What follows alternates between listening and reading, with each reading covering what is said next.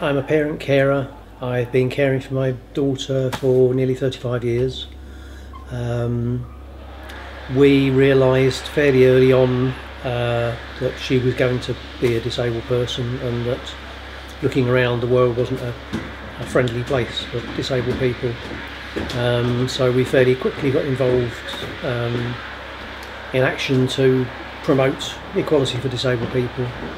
So I got involved in my local access group. I helped set up the direct payments forum in Gwynedd in '97 when the legislation came in. My daughter was the first person in Gwynedd to receive a direct payment. Working closely with the local government, Bangor University.